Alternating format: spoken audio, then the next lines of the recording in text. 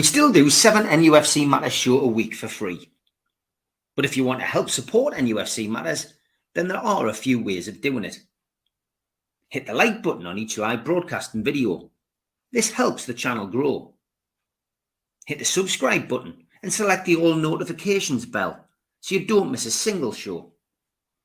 If you want to help us financially, then you can join the channel using this button with the membership starting at $1.99 a month. Or you can drop us a donation in the chat using a super sticker. We're also looking for sponsors. If you'd like your brand advertised on the flyers for the show and featured during the ad break, then email john@nufcmatters.com to arrange today.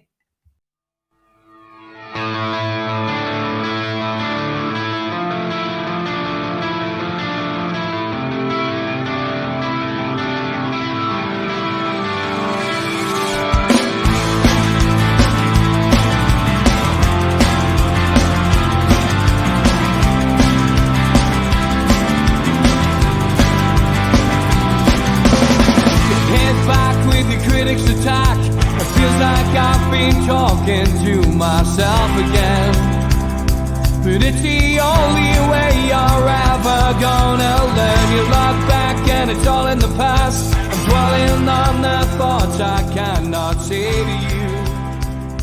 If I don't say the words that make...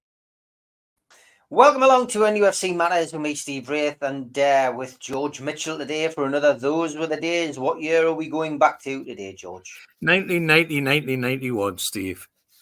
Over to you. Yeah, it's we're in the years of a bit of turmoil because of the relegation and because of John Hall's involvement, because he slowly but surely got onto the board, but that didn't help things. And off the field, the fans were just fed up. Crowds were down. 4 crowds, less than 15,000, would you believe? So it not a happy time. So put it in perspective, what was happening in the real world. Well, in terms of music, if you like your music, Top of the Pops, believe it or not, and this is very poignant this year, Nothing Compares by Sinead O'Connor was top. Wow. And very much top, you know. And then Vogue by Madonna. I've Been Thinking About You by London Beat, who I can't remember them myself. I don't know why, but I can't. I tried hard. And You Can't Touch This. MC Hammer was in the top 10 as well. So that's quite an array. But I thought that Sinead O'Connor was very poignant after what's happened this year. And in the film world, well, a film called Born on the 4th of July took the screens by storm. It was the top film for nearly 10 weeks in the UK. I liked the film, but did I like it that much? I can't remember thinking so. But yeah, 10 weeks. And the only other one that got into the top 10 was Driving Miss Daisy, which was another picture I quite liked. But very, very, very poignant, though. But never mind. In terms of other things to the club, some important comings and goings. Into the club. Gavin Peacock came in. Pavel Cernicek came in for 350 grand. And we got from the ranks of the juniors, Alan Thompson, Robbie Elliott, Steve Watson, and a couple of others. But there was some important changes, and some of the outs are important as well. Gary Brazil, Wayne Faraday, Paul Sweeney, Mark McGee all disappeared out of the door with the help of our friend Bill McGarry. So it was a troubled time. A troubled time is the best way to describe it, I think. And as usual, Newcastle being who they are, they couldn't start the season without having 1 or 2 friendlies. 1 or 2 friendlies. They had, let's get them, 1, 2, 3, 4, 5, 6, 7, 8, 9, 10 friendlies before our first match. Just unbelievable. So there's the strips. You've seen the squad. There's the strips that we wore at the time. I liked that one. That particular one I quite liked. I don't know why, but I did. And the state of the ground, how it was developing, how things were moving on, which that's official story of the season. Now that's a book a booklet I've never seen. I've never actually got it. It's a DVD, George. It's a DVD cover. I wondered. Yeah. I wondered. Yeah. Well, that answers that for me as well. Then, so we're into we'll go and play Derby Town, win 3-0 there. Is that friendly, George? Sorry. Yes. Trying Sorry. to get the program sorted. Yeah. So okay. Yes. And then we go to Yeovil and get a 2-1 win there. And they actually produced the program. Yes, you've got it. Yeah. That's quite surprising. Then we played Gloucester City. Then we went to Belgium and played Videotron in Bruges. And then we came home and played St Johnstone and Dunfermline. And then Scarborough. And I think there's even a program for the Scarborough game. Yeah, Scarborough produced a program. So that's a hell of a number of friendlies before you've even kicked the ball. And of course, our first league match was at home to Plymouth Argyle, and Mick Quinn on the front, and the team was kicking off was John Burridge, who this particular season I think was played every game. Kevin Scott, Paul Sweeney, Roy Aitken, and that's from the actual game. Bernie Christensen, Ray Ranson, Kevin Dillon, John Anderson, Mickey Quinn, Steve Howie, and Liam O'Brien. And Plymouth Argyle, Rhys Wilmot and goal, Kenny Brown, Adrian Burrows, Andy Morrison, Steve Morgan, Nicky Marker, Kevin Hodges, David Byrne, Owen Pickard, and Andy Thomas and Robbie Turner. And Andy Thomas is a name we know because he spent some time with us. At St James's Park, 23,900 at the game. And my memory of it was fairly straightforward win. Benny Christensen got a goal in 2 minutes, and that kind of killed the game. It was so early. Plymouth never recovered, really. And then Nicky Quinn on 65 secured the victory completely. So we got off to a good start.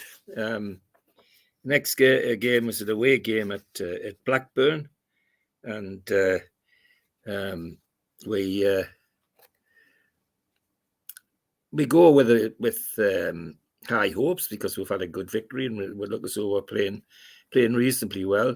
11,000 at Blackburn, and we get a good victory, 1-0. And Liam O'Brien scores the goal, and already sitting nicely in the top three in the league. Our team is unchanged from the one I've just called out, John Burridge, etc., all the way down.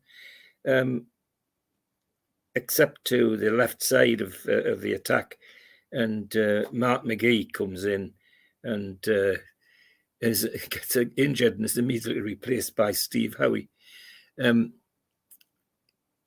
Blackburn, lots of names that from former clubs: Kevin Moran, ex-Manchester United, Nicky Reid, ex-Manchester City, Howard Gale from West Ham, Lee Richardson and Frank Stapleton, ex-Arsenal. So a decent team, but a team of people who are on their way out. But we got the win, and by the skin of our teeth, Liam O'Brien actually headed the ball into the net.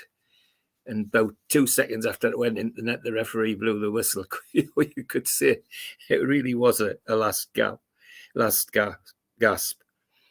So then we're off to we're back home, and we've got Millwall at home, and this isn't going to be easy. Millwall aren't the best team in the league, but big reputation for fighting hard, for not giving in easy, and that's how it panned out. We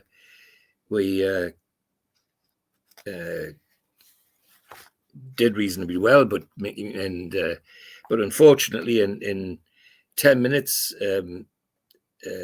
Alan scored for Millwall, and in 48 minutes, a young man called Terry Sheringham, who was to become very famous, made it 2.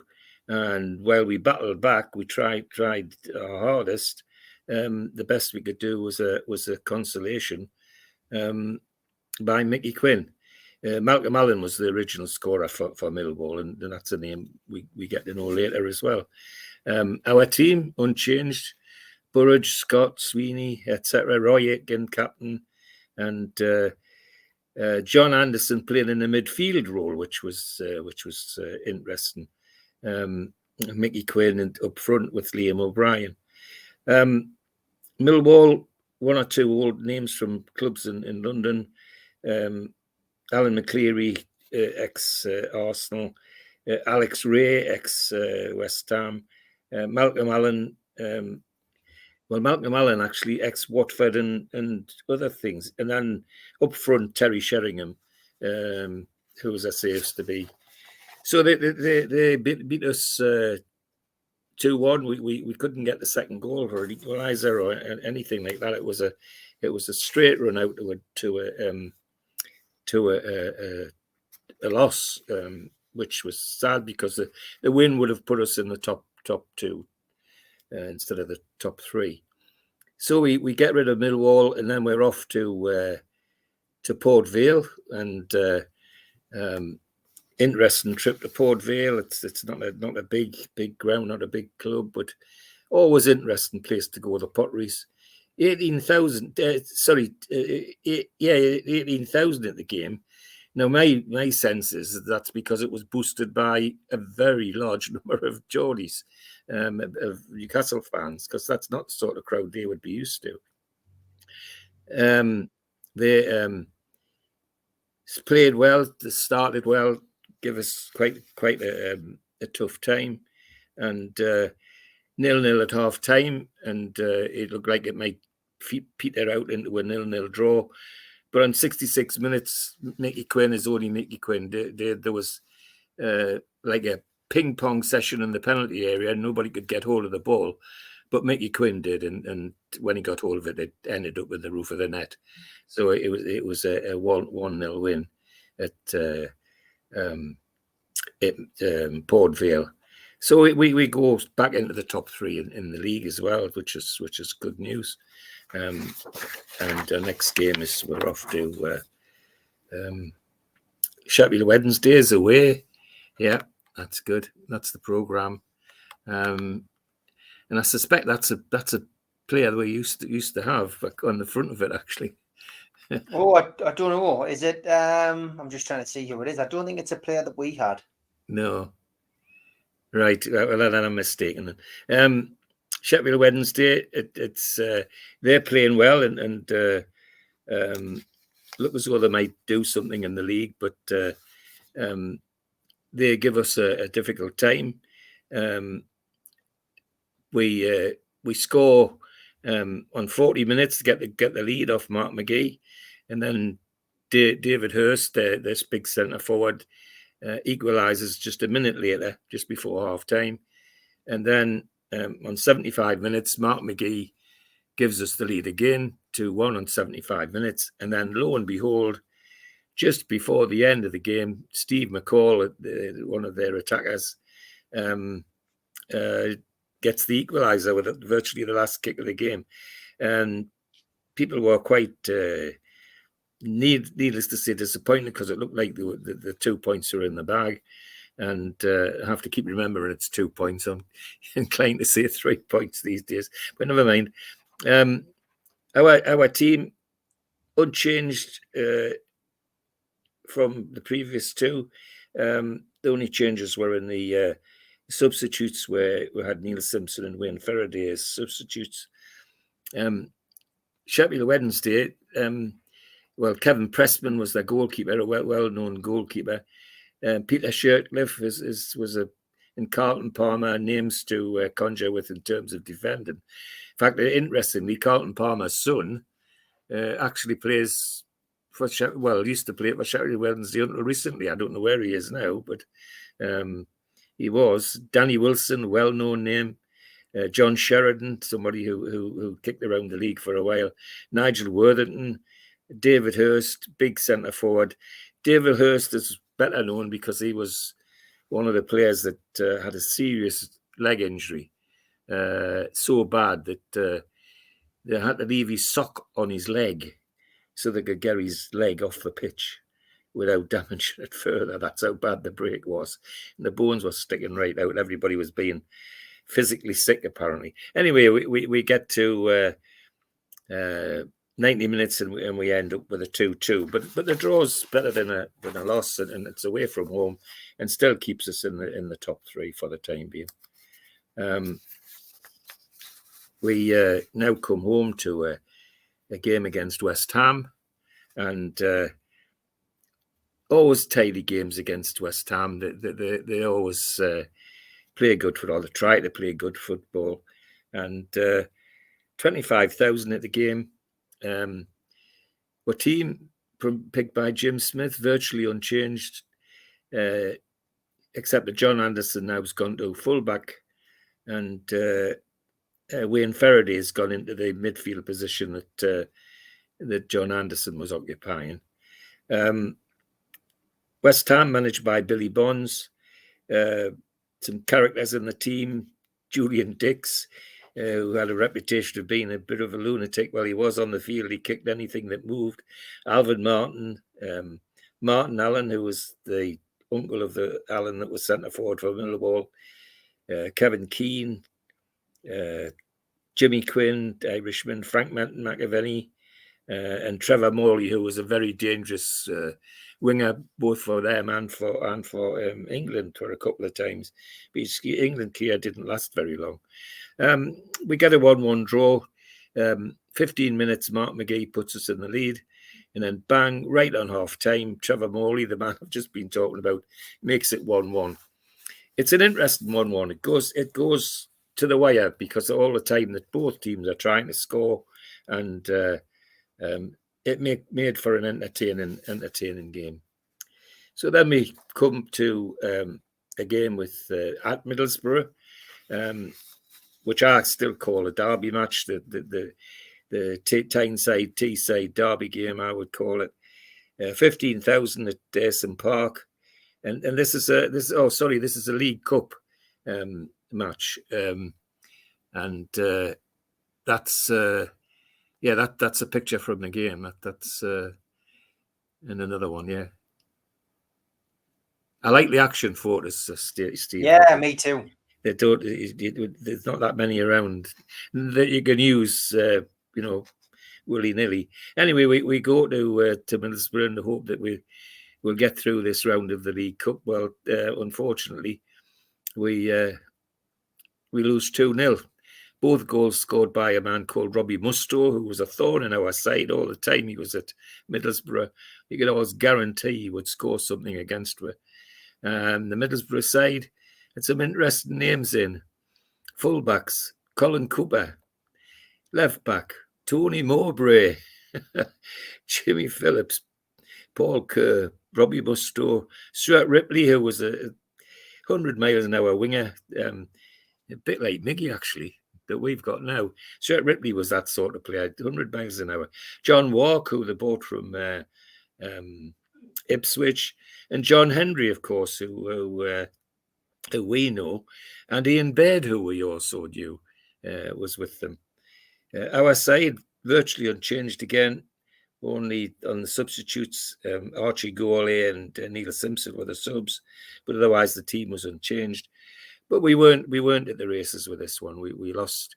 Robbie Mustoe scored on 21 and 61 minutes, and frankly, in between that, we huffed and we puffed, but there was no way we were going to blow the house Dayson Park down. That's for sure. We then on the Saturday go away to Bristol City, and it's one of the longest travels in our season. Of course, it's a fairly long one, and well, the hope is that we might get something out of this game. Well, unfortunately, that's one of the problems being a Newcastle fan in those days. Hope was never a big thing. You had to get stone cold certainty, otherwise you got out. And this is a game where we got out. 15,000 at the game. Bristol City, our team, Burridge, Scott, Bradshaw in at fullback because John Anderson's injured. Roy Aitken, Christensen, Stanson, Gourley, Neil Simpson, Mickey Quinn, and Mark McGee. And Liam O'Brien's obviously on the injured list. Bristol City, one or two interesting names. Mark Hazelwood, who they got from Charlton. Junior Bent, dangerous winger, West Indian winger, always in the thick of things.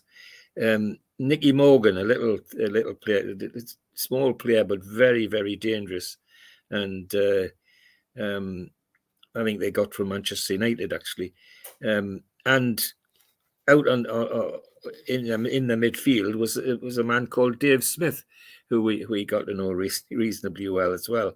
So all in all, an interesting lineup of players, but interesting or not, we lost 1-0, and Dave Smith was the goal scorer. We were never really in the game as a force for winning, but it is interesting that who should come on as a substitute and make an early intervention into the team was a young man called Lee Clark. So Lee was on the team sheet that day. So we had Bristol City. So we now have to come back and the following Wednesday and finish off this League Cup game. We're 2-0 down to Middlesbrough, and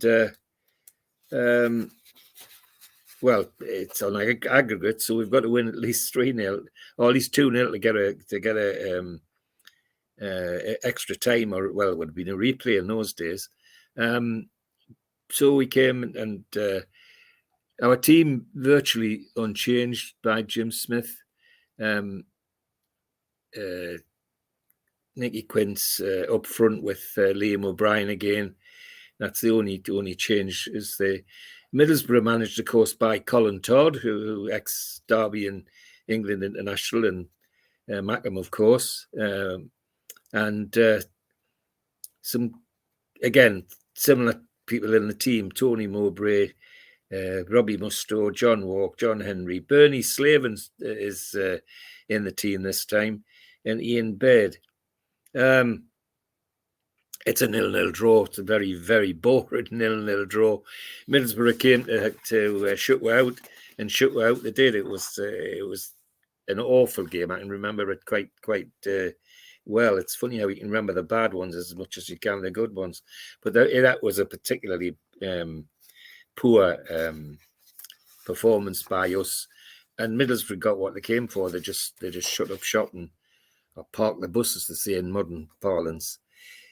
So we then are at home to Portsmouth on the Saturday, and need to get back to winning ways. We're slipping down the league. We're down to 9th now, and team unchanged: John Burridge, Kevin Scott, Paul Sweeney, Roy Aitken, Ray Ranson, Kevin Dillon, Kevin Brock slipped into midfield. Otherwise, exactly the same team. Portsmouth managed by Frank Burrows, former player of theirs and former West Ham as well, but former Portsmouth player, stalwart for them, with Gary Stevens and Gavin Maguire at the back. And lo and behold, who should be appearing at left back but a little guy called John Beresford, who becomes quite familiar to us. Steve Wigley's at centre forward that they bought from Nottingham Forest, and Colin Clark, who's on the wrong side of his career from Leeds, but still a dangerous player. We set about them as though we mean to do something, and on 34 minutes, Mickey Quinn scores a super goal, headed goal from a corner. And then on 54 minutes, he repeats the doors at the other end, and we're 2-0 in the lead. Then on 71 minutes, John Anderson, bless him, gets one off his backside into the net for Portsmouth. So we hang on. Well, we don't hang on. We get a 2-1 quite easily. Portsmouth really not giving us a lot of trouble. 17,000 at the game, and as I say, we're slipping. We're still sitting in 9th place, which is not where we want to be at all. So we now on the Wednesday night we've got a league match against Middlesbrough, and having played them twice just recently. No, this is if I got this wrong. No. Sugar. The 0-0 I've just described wasn't League Cup match at all. It was a league match. Sorry, it was a boring 0-0. This is the League Cup match, second leg, and we still didn't get through. We won 1-0 with John Anderson scoring the only goal, but Middlesbrough just shut up shop and made life very difficult for us, and we didn't have the ability to break them down. And the team was unchanged. I mean, the 3 games as quick as that, they know each other very well. Well, I suspect they knew each other very well anyway, being all from the northeast. But that's us out of the League Cup, which is a phrase that we got used to over the years. And next game is Oxford United away, and really hoping that we might get something out of this game, because Oxford aren't pulling up trees themselves, that they're struggling at the bottom.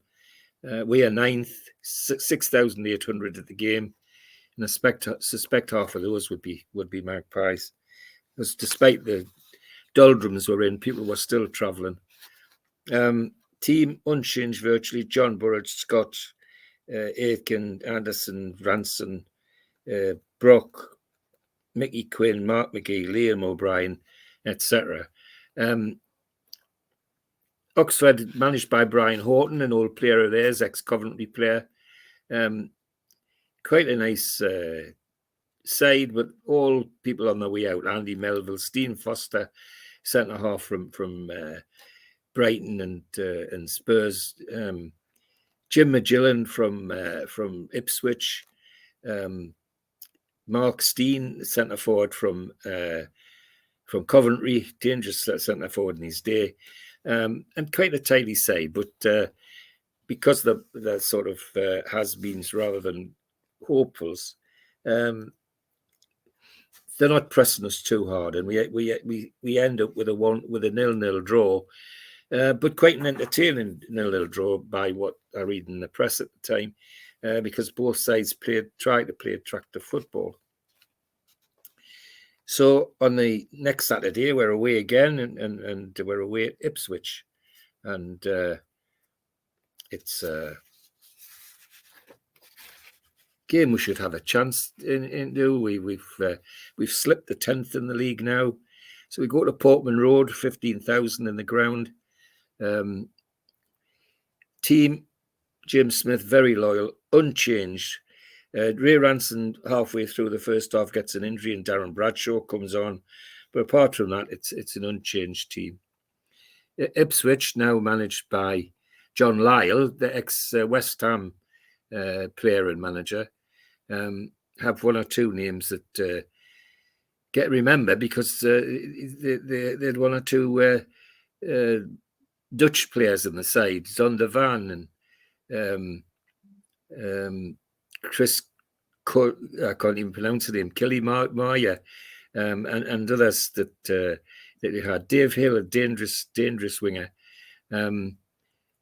David Linningham, who they got from Hartlepool, and Brian Gale from West Ham. So a tidy side, Ipswich, and they're not going to give the game away easily, and they don't. They make us go all the way and beat us 2-1 with Brian Gale scoring from a corner, Simon Milton and that 27 minutes, 35 minutes, Simon Milton makes it 2-0. Second half, Newcastle come out and have a go, and Mickey Quinn gets a penalty after Kevin Brock was brought down in the penalty area, and Mickey Quinn scored the subsequent penalty.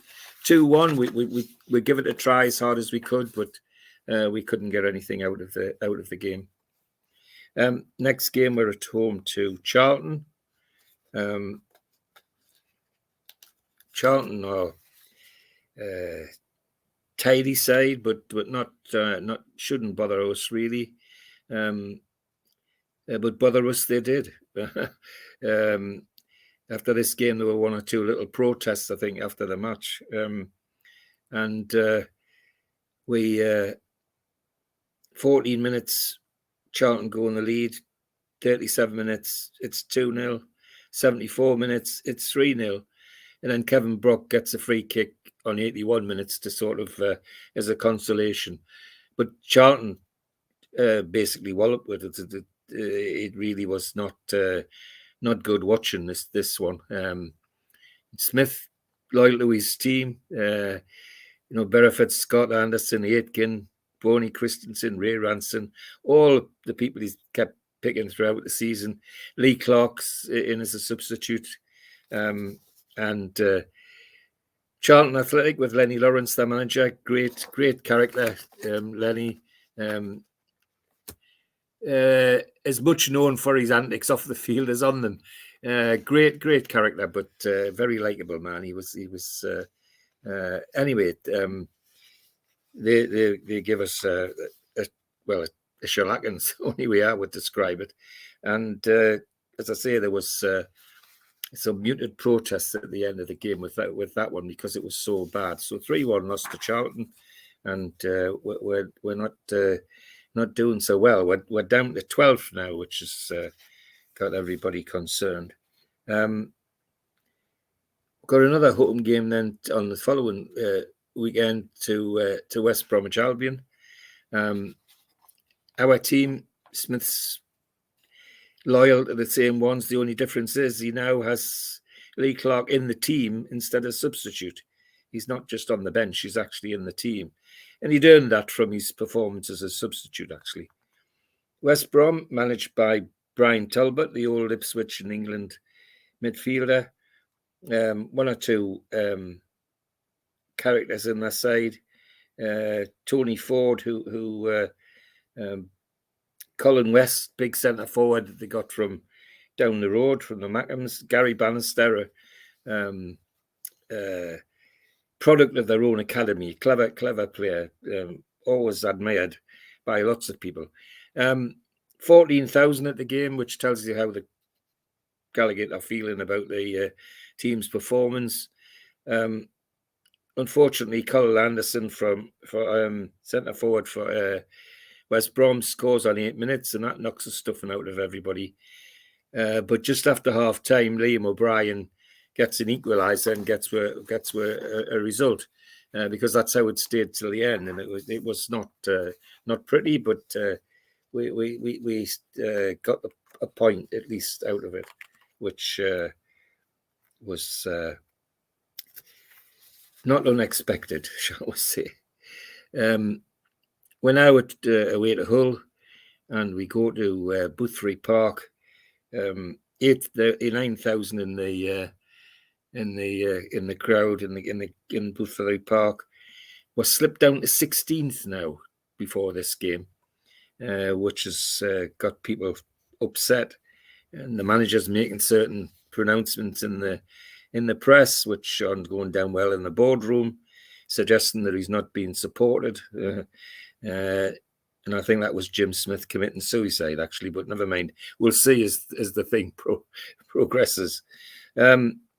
Kevin's same team, just one slight change in midfield. A little man called Billy Askew comes into the team, and in place of Kevin Brock. And that's a name we could conjure with. Hull City, managed by Stan Turnant, the ex Burnley and player. tidy player himself. One or two characters in the team. Steve Doyle, ex-Manchester City. Peter Swan from Sheffield Wednesday, who famously was banned for football for a while for getting involved in betting on matches. Now, there's a throwback. There's a throwback. And Andy Payton, ex-Burnley player, and Ian McPartland, a dangerous left-sided attacker. So they're a tidy side, but we shouldn't be worried about them. But we need to be, because they beat us 2-1. Wayne Jacobs in 27 minutes, Peter Swan in 75, and that's Hull 2-0 in the lead. Newcastle huff and puff, and eventually Mark McGee gets on 80 minutes, gets a consolation goal, but consolation it is. And apart from that, we're never really in it. The only thing of note that happened on the field, apart from that, is that David Roche came on as a substitute, another one of the academy products that was signed at the beginning of the season. So we now away to Wolves, and we hoping to get something. Wolves aren't exactly pulling up trees either. 18,000 at Molyneux, and our team, as you'd expect with Jim Smith, very loyal. I think, well, I'll count it up at the end of the thing, but I'm pretty sure in this season, Jim Smith plus one other, only used 23 players, which is incredible for a full season, even in the Championship, or second division as it was then. Burridge, Scott, Anderson, Ranson, etc. Lee Clark's fixture in the team now, and Mark McGee and Liam O'Brien up front. And another interesting substitute in this game, a young man called Stephen Watson, shows his face for the first time. And well, we hope we get something out of this match. Well, don't get off to a good start when Tim Steele for Wolves scores in the first minute. However, Lee Clark, 27 minutes, bangs one in nicely from the edge of the box.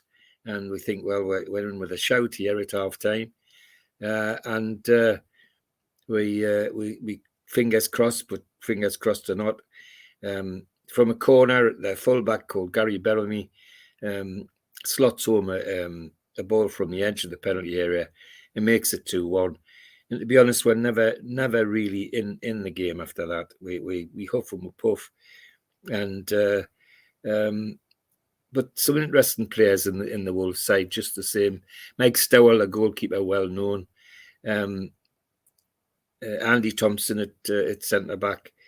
Keith Downing in the midfield, and at centre forward, Robbie Dennison. Now, the Dennison name is an interesting one because the father, Dennison, was the manager of Middlesbrough for many years, and that's the same family.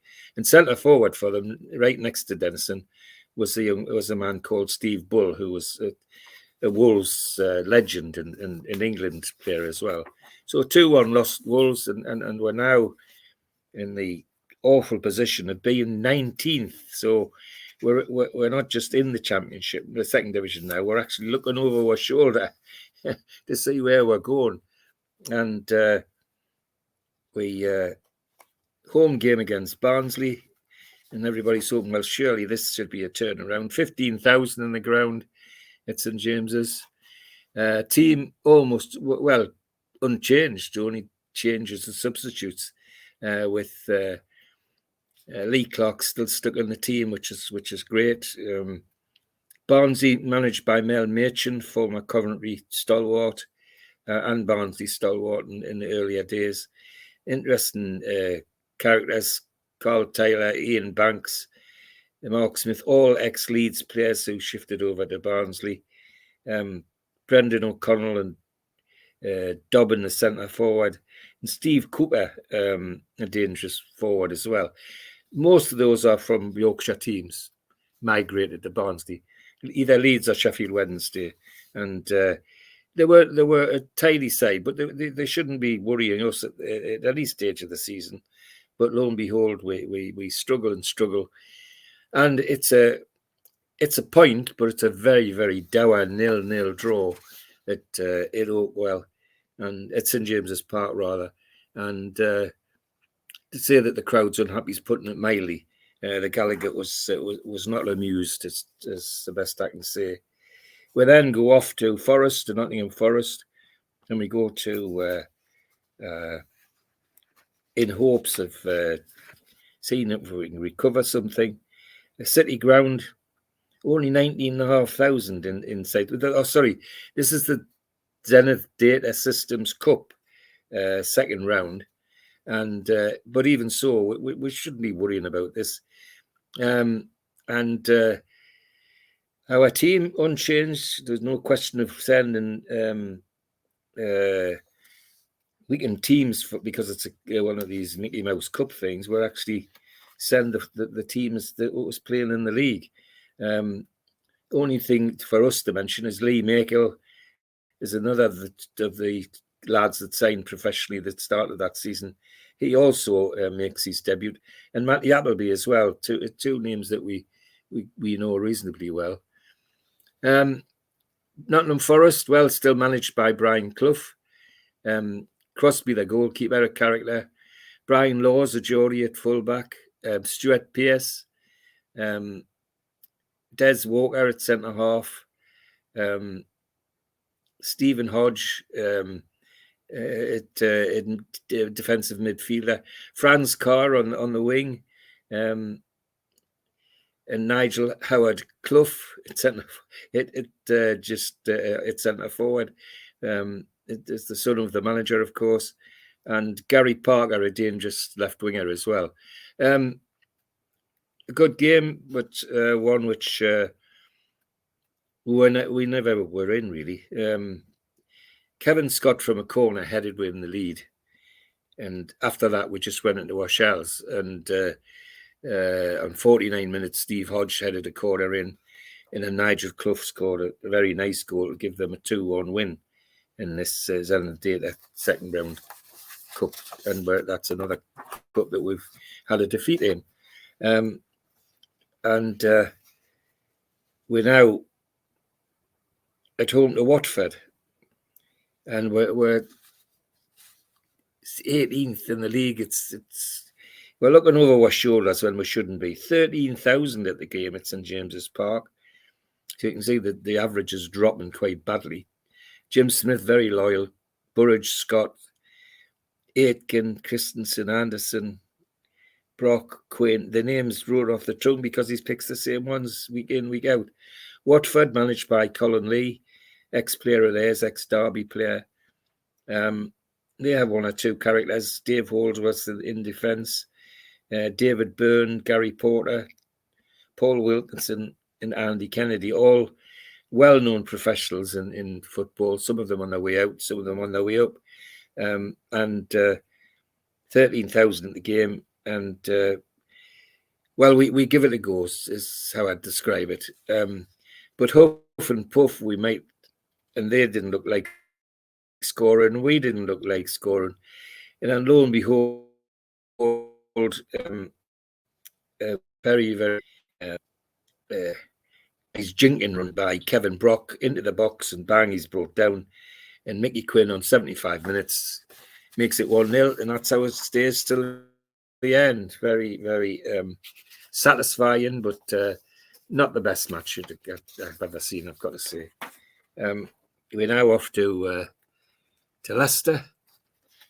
We match at Leicester, and Leicester are playing tidy football and are being talked about as possible champions, but their form's dipped and they've fallen away, and aren't doing as well as they had been early in the league. We're up to 16th now, 11,000 at Filbert Street, and our team virtually is unchanged.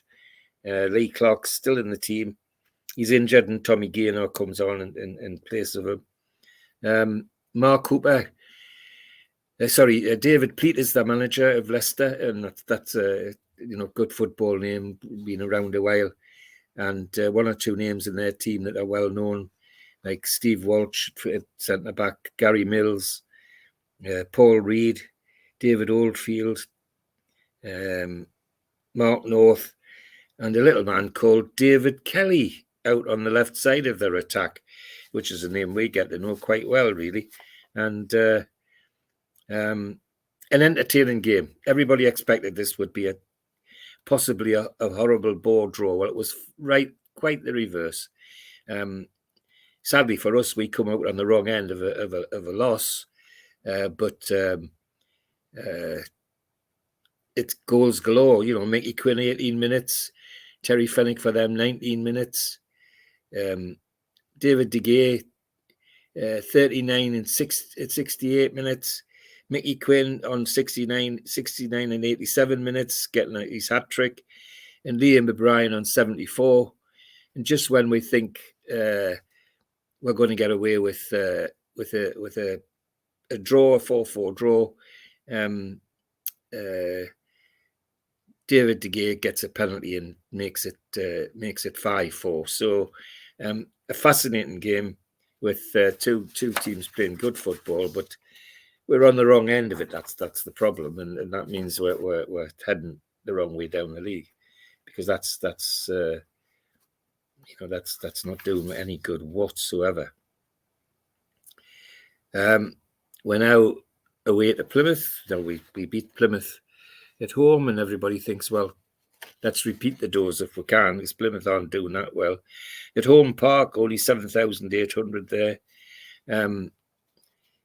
Our team, well, very predictable. Jim Smith, Burridge Anderson, Aitken, Scott, Christensen, O'Brien, Gavin Peacock's brought into the team, having been brought into the club, Mickey Quinn, Tommy Gaynor, and Kevin Brock.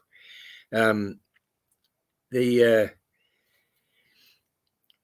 is a game where people want something to happen and looking for something to happen. And it would make such a difference. Would suddenly go from 16th or 17th up to about 13th, which looks better on the league table. And Jim Smith, very loyal. The team's unchanged, except, as I say, he slots Gavin Peacock in. And what a good choice that was, because entertaining end-to-end stuff, but looks like 0-0 all the way until on 87 minutes. Gavin Peacock just glides through the defence and slots home a lovely little goal to give her a 1-0 win, and establishes credentials on Tyne side, which is amazing. We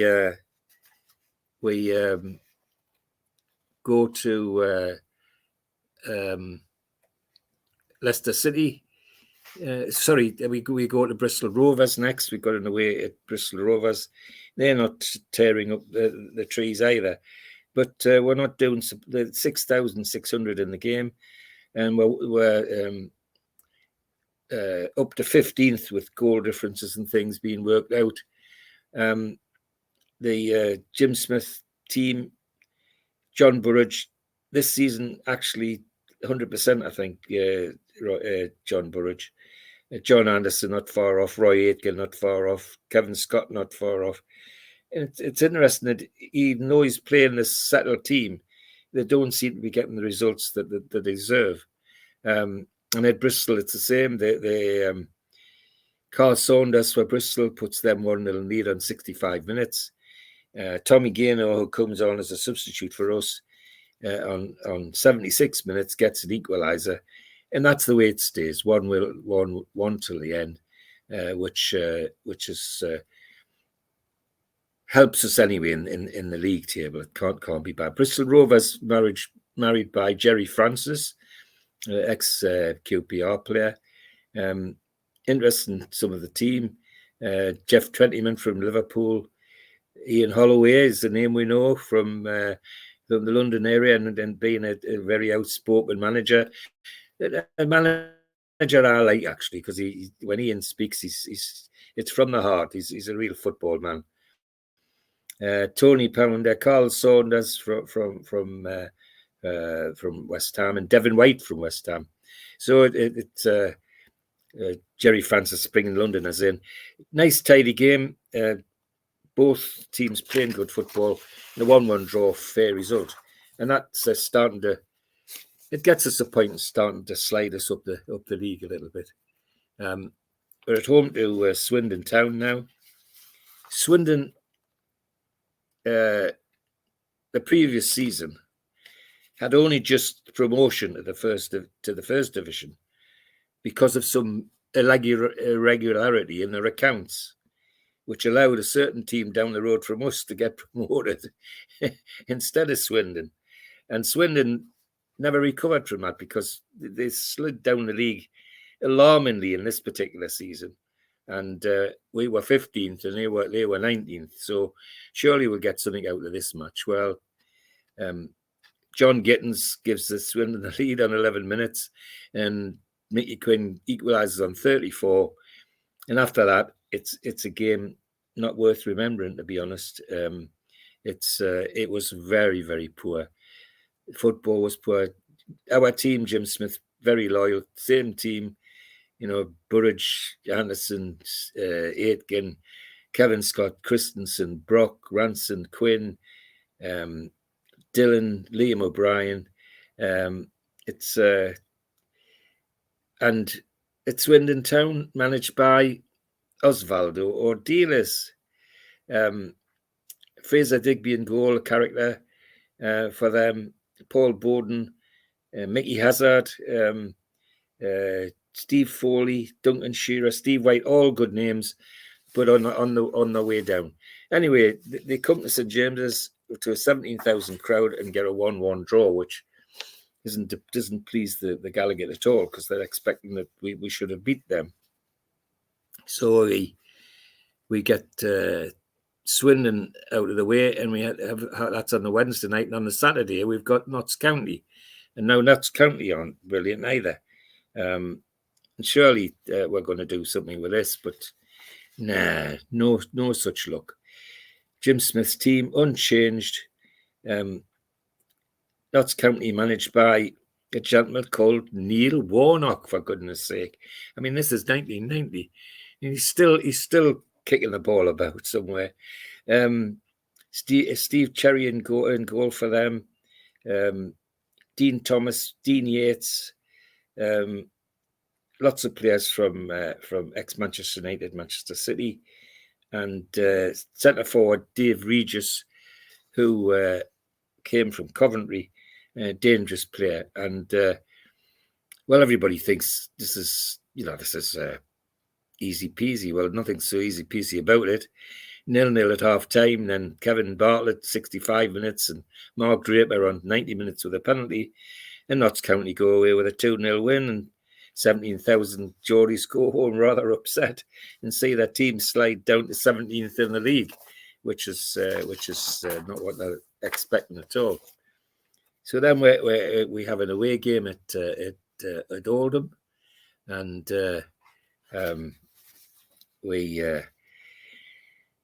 Oldham, like us, are struggling at the wrong end of the league, and everybody thinks, well, surely at Boundary Park we'll get something. 14,000 at the ground at the game. Burridge, Jim Smith, loyal to his team. Burridge, Ranson, Aitken, Scott, Christensen, Brock, Gavin Peacock, Mickey Quinn, Scott Sloan, Steve Watson now into the team instead of just a substitute. Oldham Athletic, managed by a ex-centre forward called Joe Royal, and all former top players, Andy Holden, Paul Warhurst, Nick Henry, all former Manchester City players, Neil Redfern. Now, Neil Redfern's in here, we know as well up here. David Curry and Roger Palmer on the left side of their attack. An entertaining game. Either side could have won it. The only trouble is that neither had a forward that could hit the net. And on 63 minutes, Mickey Quinn did. It looked like we were going to get a 1-0 win, but then right at the very finish, a speculative shot from one of the Oldham players hit Ray Ransom on the backside and left Budgie totally unsighted and couldn't even go for the ball. And it ended up a 1-1 draw, which better than nothing, I would say. But everybody thought, well, gosh, we've got 2 points here. Let's hang on to them. So then we're at home to Derby County, a good side, playing good football. But this is the third round of the FA Cup, of course. And we hope above hopes that we'll make progress, at least in the FA Cup. Well, it's a tidy game, 19,000 in the ground. It's funny, we've been getting 14,000. As soon as it becomes the FA Cup, it's nearly up to 20,000. Jim Smith's very loyal again. Burridge, Ranson, Aitken, Anderson, Christensen, Brock, Dillon, Quinn, Steve Watson's come in and stayed in, which is a good sign. Now, Derby County managed by somebody called Arthur Cox, with Peter Shilton in goal, big name. Mark Wright at centre-back, a player of great stature, both for them and for Arsenal. Craig Ramage, Nicky Pickering, who used to play his football down the road. Steve Cross from Leicester. Kevin Francis. Dean Saunders, a name that we get to know. And another centre-forward called Mick Hartford is playing for them. And that's another name we get to know. It's a good cup tie, typical cup tie, with Derby not wanting to give it in. Well, they wouldn't with Arthur Cox, the manager. He'd be driving them forward. 0-0 at half-time. It looked like that's how it was going to stay. Then Mickey Quinn, as you'd expect, 61 minutes, scores a superb header, diving header. One of those where he scraped his nose along the ground to get it. And Mark Stimson at fullback, who'd come on as substitute on 64 minutes, makes it 2-0. And we have a very comfortable 2-0 third round cup win, which is a sigh of relief from everybody in the Gallagher. But we're still looking over our shoulder in the league. It's not as though that gets any points. But at least we've got a victory out of the way, and that's something. Next game's a home game against Blackburn Rovers, and it's a game we really feel we must win. Now we're up to 16th in the league. A win here would take us as high as 13th, which would be something anyway. But 16,000 in the ground, as compared to 21 for the cup tie.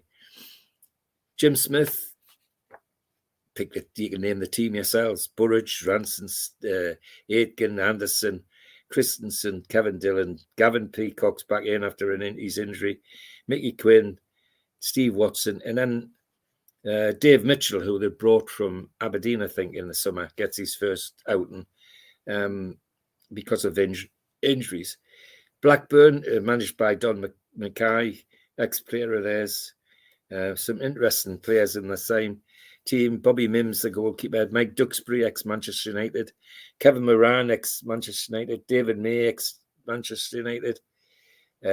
Nicky Reid, Carl Skiller, John Miller, all Manchester City players. And then a young man on the left side of their attack, midfield rather, called Scott Sellers, who we get to know quite well. And the centre forward, Frank Stapleton, ex-Arsenal centre forward.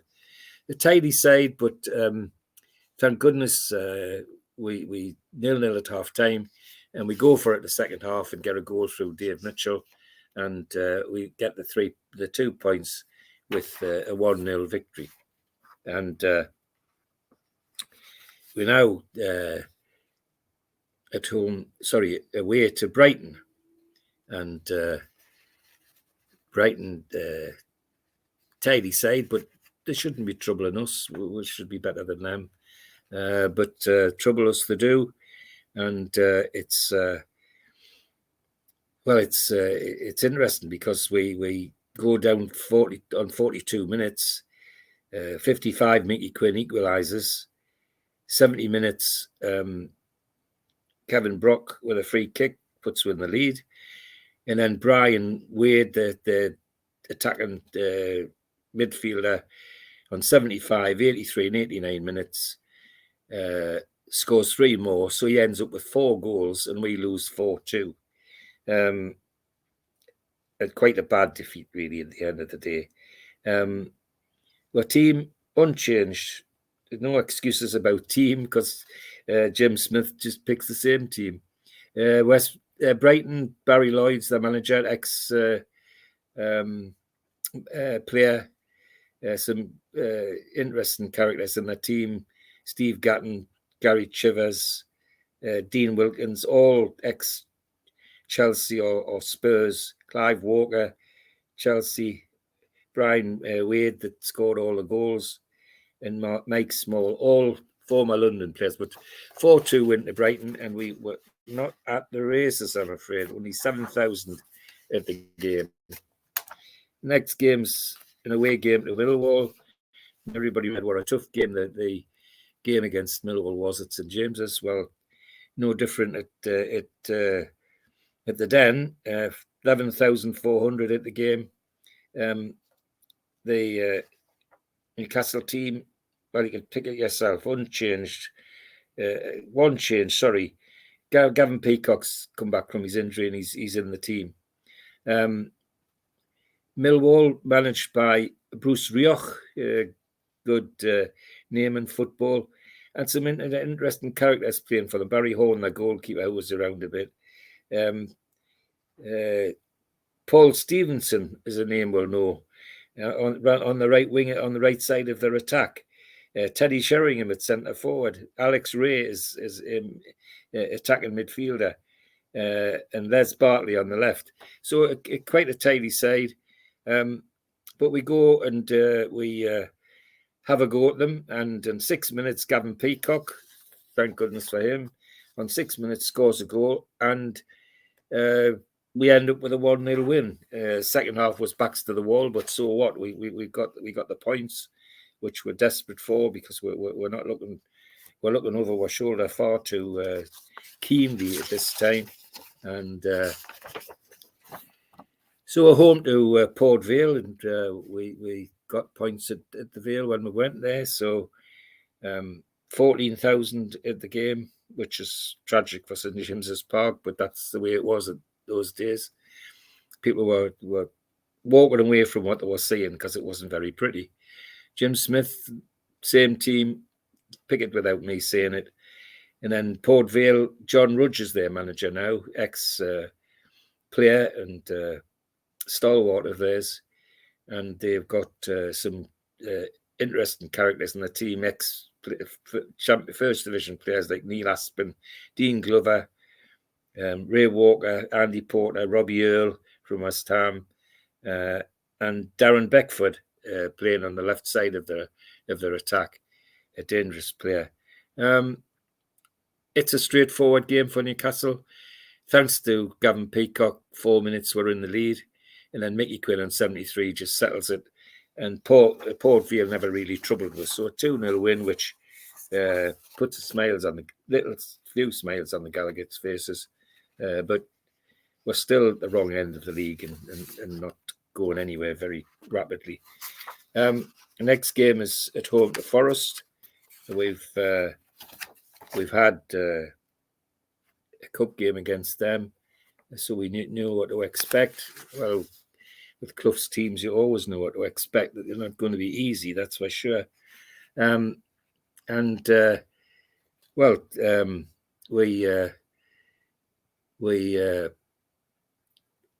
hoping for something out of this game. We're still struggling way down, far too far down the league. Hopes are high. Mickey Quinn on 4 minutes, Mark McGee on 13 minutes, and it looks like we've got headed for victory, 2-0 at half time. But Forest come out a different team in the second half, and it's Nigel Clough that does the damage. 2 goals in 1 in 50 minutes, 1 in 87, and Forest go home with a 2-2 draw in this fourth round of the FA Cup. 29,000 at the game. Now remember, the league games have been getting 14,000s. Because this is the FA Cup, suddenly the crowd goes up to 29,000. And I that beggars belief, because you hear people saying, well, the FA Cup's lost its magic and all the rest of it. Well, in those days, it didn't lose the magic. It was there, and everybody wanted it, and so it was 2-2, and at least we've got a replay out of that. We then go to Brighton. No, we don't. Home game against Wolves. Yes, that's right. It's a home game against Wolves. Yeah. Except, would you believe? You would believe, because you know what I'm going to say, Steve. A friendly. Yeah, against North Shields. And it's amazing that we seem to have done this regularly in these times. All right, it was for a North Shields stalwart who was bowing out of the game, but to do it in the midst of a season when we're actually hanging on to the division, we're 17th. We're not running away with this league. Anyway, we go to North Shields and we get a 2-1 win, and then on the Monday, we've got to go to Forest for the replay for this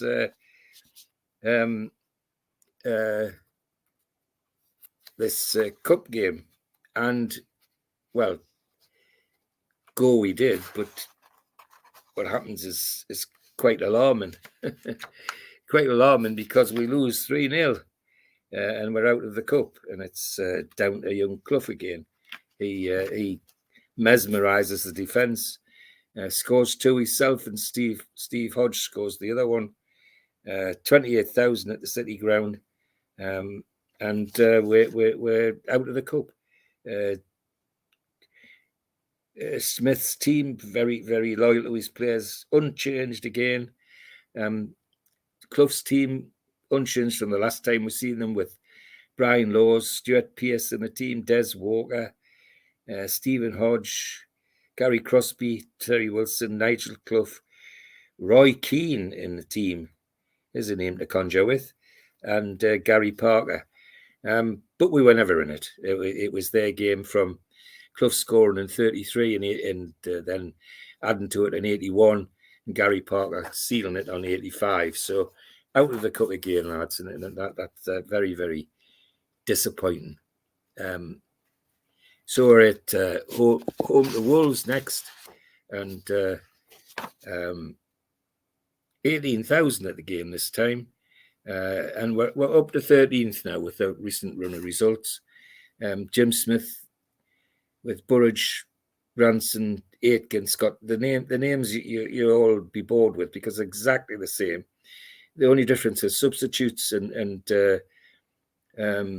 Mark McGee is substituted by Paul Moran, and Kevin Brock substituted by Stevie Watson. Wolves managed by Graham Turner, a great football man, and with teams with names that people will know, like Steve Bull, Robbie Dennison, Paul Birch, Broad Hindmarsh, all good football names. Two interesting sides, and I've got to say I do remember this one, because it was a 0-0, but it was one of those nils. It could have been 5-5.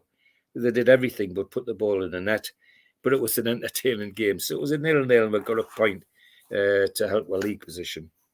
We're then at home to Brighton, almost straight after. 12,000 at this game in St James's Park, which is, talking to your neighbour would be hard. You'd have to shout. Jim Smith, loyal as ever. The only difference is he's managed to get Gavin Peacock fitting out of off the injury list and slots him into the team. Brighton and Hove Alvin, Barry Lloyd's still a manager. In the same team, Barry Digweed, Steve Gatton, Gary Chivers, all the ex-Londoners in the team. and a centre forward now called Johnny Burnett. They've got the West Ham, extremely dangerous player to be alongside Brian Wade. However, dangerous or not, there's not one of them or ours that could hit the net. It was as boring a 0-0 as you'd ever see at St James's Park. And the 12,000 would go home very, very unhappy. I can vouch for that. 0-0, but at least it's not sending with the other way. We're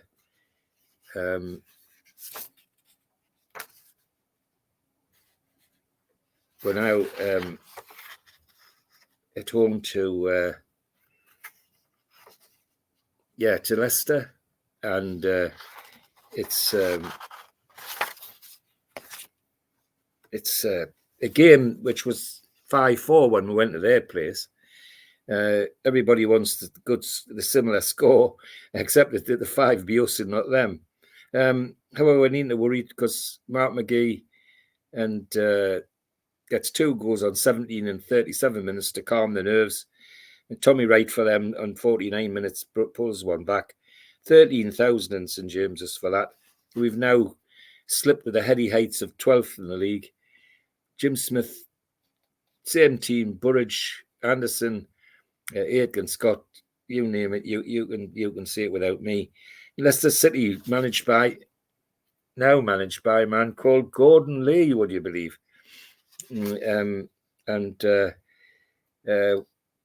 Team of people who are well known, many of them on the way out. And on the left side of the midfield, of course, attacking midfield left side, a man called David Kelly. It's not a bad game. We get 2 goals in the first half to settle the nerves, 2-0 at half time. And as I say, Tommy Wright gets them a consolation. So we go out 2-1 winners. And next way, away to Watford. It's a game we should be thinking about winning. They're not doing very much. In fact, they're doing worse than us. 10,000 at the game. Jim Smith, very loyal team selection. Same people again. Substitute name like suddenly slots in is Andy Hunt, to someone who I think we wasted. I didn't think we got the best out of Andy Hunt, but that's my opinion. And Alan Nielsen, a young professional, just signed professional forms, is the other substitute in the team. Watford, well, David James, the goalkeeper, there's a name to conjure with. Nigel Gibbs, Glenn Roder at centre back for them. Alan Devonshire, ex-West Ham. Willie Faulkner, Gary Porter, and Peter Nicholas, all dangerous attackers. But dangerous or not, they get. We get a goal of John Anderson from a free kick in 41 minutes. Paul Wilkinson equalises for them just after half time on 48. And then Mickey Quinn on 73 minutes scores a blinder of a goal to get a 2-1 victory. And the size of relief on Tyne's side were palpable when that result was announced. So we're now heading back to St James's Park. No, sorry, with Ayson Park for the game against Middlesbrough. And everybody thinks, well, surely we're as good as them. Should at least get a draw out of this. 18,000 at the game at Ayson Park. But we're not at the races. Middlesbrough just take the match off with. Bernie Slavin is the main architect. 20 minutes and 36 minutes, he takes the game away, and Colin Walsh gets the third. So 3-0 will win to Middlesbrough, and the team with Colin Todd still the manager, with Tony Mowbray and Robbie Mustone, the same old names in the team: Bernie Slavin, John Walk, Ian Baird, giving us quite a beating. Actually, it was not a pretty match to be at. So a 3-0 loss to Middlesbrough. We then at home to Bristol City. Yeah, and it's a 0-0 draw, a very boring 0-0 draw, to be honest, and less than 14,000 at the game, and quite sad, really. But there was, again, muted protests at the end of the game. We're still struggling round about 15th, 16th in the league, which is not where we want to be. So we have to face a trip to Portsmouth immediately afterwards. So that's where we're headed now, to an away game at Portsmouth. And not a lot of hope in Tyneside that there's anything going to happen. 9,000 at Fratton Park. Jim Smith, very, very loyal. He sends his team away again. All the names that I've been saying, Burridge. Steve Watson gets into the team this time because of an injury to John Anderson, and Steve plays right back. He's proven to be quite a utility player, Steve Watson, already. Portsmouth with no manager because they just sacked their former manager, and similar team to what we played at St James's Park with Darren Anderton is a name that we know because of his playing. Guy Whittingham was another one who people know. But it's a good game, two entertaining sides. They're both trying to play football. And on 43 minutes, Kevin Brock with a free kick lifted it over the wall and into the back of the net, and gets us a 1-0 win, which we're absolutely cock a hoop about back on Tyneside, that's for sure. We then have Bristol City at home, and we hope that it's a better game than it was at Bristol, and we might get something out of it. Well, it wasn't. 12,000 in the ground. You'd be shouting at your neighbour to make them hear. Is this Bristol Rovers? Is this Bristol Rovers? 1st of April. Sorry. Lot 2. Yeah, it is. Oh, yeah. sorry, Steve. Yes, it's so confusing because there's 2 Bristols. Yeah. Well, I just said the Bristol because that's all it says on my paper. Bristol Rovers. Bristol Yeah, Rovers. Bristol You said Rovers, Bristol yeah. City. That's why, because we played Bristol City on the 16th. That's right, and we've got That's Bristol right. Rovers on April Fool's Day. It is indeed, and it might as well have been April Fool's Day because it was another 0-0. It was bloody awful. And Jim Smith, again, loyal to his side. The only change is he brings Andy Hunt in because there's an injury to Kevin Brock, and Bristol City with Jimmy Lumsden, the manager, Geordie, who did most of his football at Barnsley, with Nicky Morgan playing for them, having moved across from the other Bristol. Bob Taylor, Rob Newman, all good. Andy May, good seasoned professionals, but they're not. They shouldn't be bothering us. We should be winning. We should be winning these games easily. Well, this one we're not. We're actually losing. They're giving us, not just giving us a hard time, they're actually beating us 2-0 with Tony Seeley and Devin White. Tony Seeley, of course, with Tyneside connection. 17,000 at this game, and we lose it 2-0. So you imagine what's going to happen to the crowd the next time. And we're slipping back down again. We're down to 15th in the league again, and that's quite disappointing to the Gallagher. And it's rapidly becoming a season to forget. So we then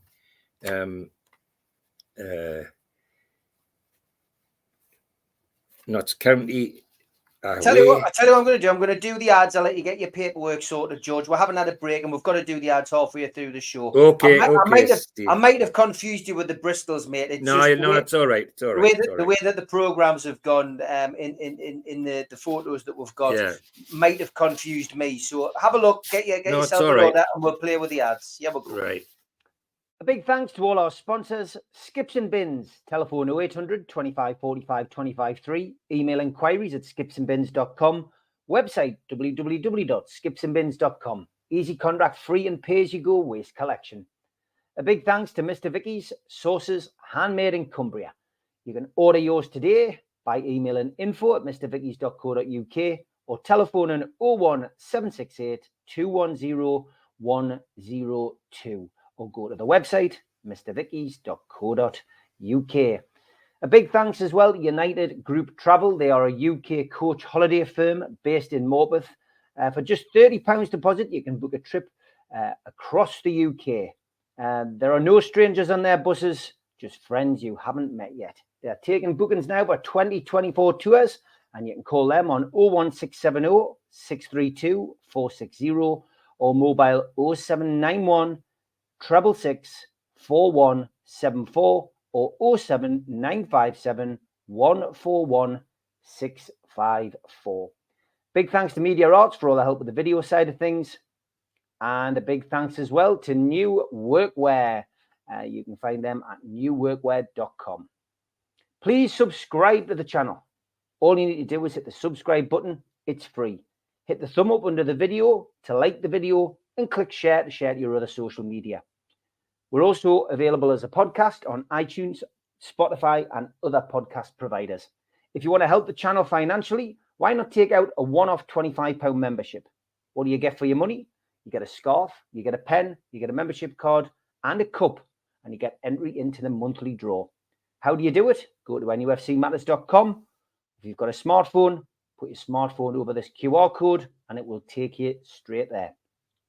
We also support the food bank on this channel. How do we do it? We do it virtually. NUFCfansfoodbank.co.uk is the website. If you want to make a virtual donation today, go to that website and you can top up what they collect at the food bank outside the ground.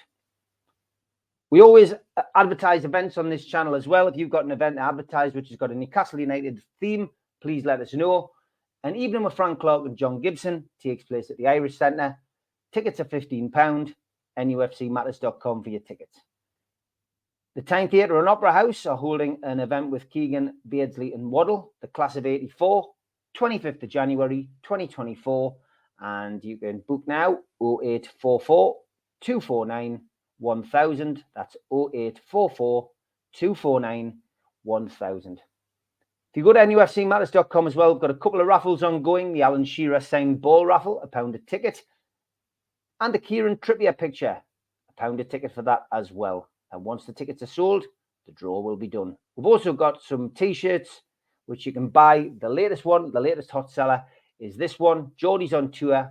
I've never seen a Mackem in Milan T-shirt with all of our Champions League fixtures on the back. Get yourself to NUFCmatters.com. Buy one today. And don't forget the Northeast Brekkie Show, 7 till 9, Monday to Friday on tuneradio.co.uk. You can also get us on DAB Radio, smart speakers, app, and online. Okay, we're back, season 90-91, George. Back with you. Away to Notts County now, and we're 16th in the league, and the last thing we need is a defeat. Well, typical Newcastle, that's exactly what happens. We're 0-0 at half time, and everybody's hopeful with a team that's unchanged, except it's not a team picked by Jim Smith. It's a team picked by Osvo Aldiris, who that week was appointed after Jim Smith blew his top. And eventually, as he'd hinted in the press that he was sick of not being supported by the board, he came out and said it publicly and loudly in the papers. And of course, that was suicide, as I said earlier. And it was coming because Jim he wore his heart on his sleeve and just blew his top. And the credit of the board, they acted very quickly. I mean, Osvo Aldiris was in a flash. Well, as you can see, we've just gone from one game to another, and we've got a new manager, and we're off to Notts County. Well, Ozzy Ardiles very sensibly just picks a team that Jim Smith had left behind. We go to Notts County. Well, we 0-0 at half time. It looks promising, but Dave Regis, the big centre forward, 50 and 76 minutes, 2-0. Chris Short on 71, 3-0, and that's how it stays. We're never even in the game. Not an auspicious start for Ardiles. So then we're home to Oxford United, and we're hoping that surely this will get a victory. Attendance, 10,004. 10,004. I mean, imagine St James's Park with that many people in it. It must have been awful. I wasn't at this particular game, so I can't tell you how awful it was. Ozzy Ardiles has just carried on where Jim Smith left off. John Burridge, Steve Watson, Mark Stimson, Kevin Scott, Christensen, Lee Clark, Gavin Peacock, Mickey Quinn, Andy Hunt and Kevin Brock. Oxford United, Brian Horton, still the manager, and still the same characters in the team. And the biggest danger, of course, Mark Steen, the centre forward. Andy Hunt, 13 minutes, gives us a start. And then 34 minutes, Paul Simpson for them, gives an equaliser. 57 minutes, an own goal by their defender, Melville, after he got hit by a Mickey Quinn header and it went in off his shoulder. And then 84 minutes, Paul Simpson scores the second. And Oxford go away with a 2-2 draw, which just doesn't sit well with the Gallagher, because everybody thought that would be a surefire winner. Next game is home to Oldham Athletic, a team we should be beaten, and 16,000 at the game now. And Gavin Baycock gives us a start at 7 minutes. Andy Hunt, 49 minutes. And then, unfortunately, Kevin Brock on 59 minutes. And that looks like it's an easy 3-0 will. Well, Rick Holden and Ian Marshall on 78 and 85 minutes make it 3-2. And the last 5 minutes was back to the wall. You wouldn't believe how we had to scramble that 3-2 victory after being 3-0 in the lead. It was about them playing different kind of football and leaving themselves open at the back. I think that's something that Ozzy Ardiles would learn to his cost in his time at Newcastle. That you can play the pretty stuff, but you've got to be able to defend as well. The next game's an away game to Sheffield Wednesday. And a home game to Sheffield Wednesday. And they're really struggling now, and everybody's hoping that this will get a victory. 18,000 turn up for this one, and unchanged team, except suddenly John Burridge isn't in goal, but a man called Pavel Cernachek's in goal, and Lee Clark's back in the team. So it's slightly changed by Ozzy Ardiles, but not too good. Sheffield Wednesday managed by Ron Atkinson, the great flamboyant Ron Atkinson, and with names Viv Anderson, the fullback from Arsenal, Carlton Palmer, Danny Wilson, Nigel Worthington, David Hurst, all the names that made them famous, but were slowly but surely taking them down. 42 minutes, Kevin Brock scores from a free kick over the wall, his usual style. And that's the way it stays. The second half was end-to-end, but nobody could hit the net, and we get a 1-0 victory out of it, which is amazing, to say the least. The next game is a home game against Ipswich. And Ozzy Ardiles, like Smith before him, it's Pavel on the programme. As Pavel in goal, haven't brought him in. Watson's... the team otherwise is unchanged from when Jim Smith was picking it, with Gavin Peacock, Lee Clark, Mickey Quinn, Andy Hunt, Kevin Brock, all the names you'd know. Ipswich Town, John Lyle is still the manager, and still a sprinkling of Londoners around. But in the forward line, an interesting addition is a young man called Paul Goddard, who we might know something about and played an interesting part in this game. He didn't score, but he set up both the Ipswich goals. Mark Stimson, 24 minutes, Mickey Quinn, 73 for us, and Chris Kamaya, 33 and 45 minutes for them, both set up by Goddard.